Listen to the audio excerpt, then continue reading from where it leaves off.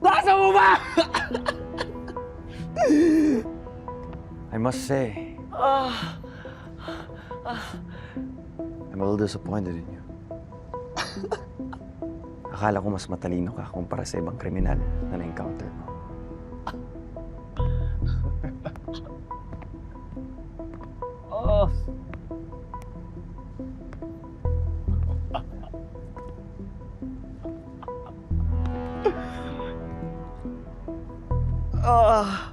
Now I have a question.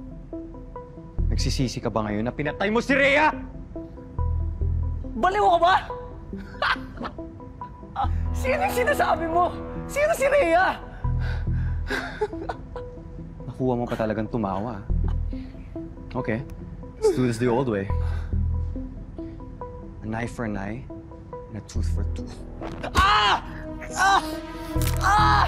Ah! Ah! You killed those other girls by melting their bodies. Gagawin ko din sa iyo. Teka, nagkamali ka. Sino? Si M. Di ako si M. Sinong M? Ngayon tinatanggi mo na. Di naman talaga ako si M eh. Kung hindi mo nilason si Genesis, sigurado na isumbong na niya na ikaw si M. Hindi ko kayang gawin yun. Maniwala ko hindi ako pumatay sa kanya.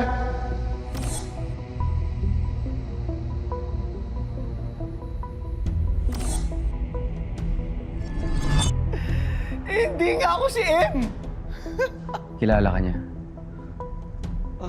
Kaya pinatahimik mo siya habang ine-escort siya ng mga pulis by using a syringe ng succinylcholine. Tama?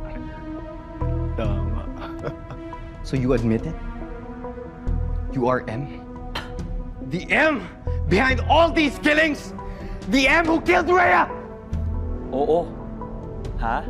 Oo. Ako yung pumatay kay Genesis at dun sa mga babae. Pero... hindi ko nga kilala yung Rhea na yun eh. Tsaka hindi ako si M! Hindi ako si M! Sinungaling. Don't play with me! Hindi ako si M. Hindi ako si M. Enough! Hindi ako sinungaling! Bakit ko paniniwala ang mga pinagsasabi mong puro ka sinungalingan? This is for Mylene, Michelle, Madonna, and for Rhea. See you in hell.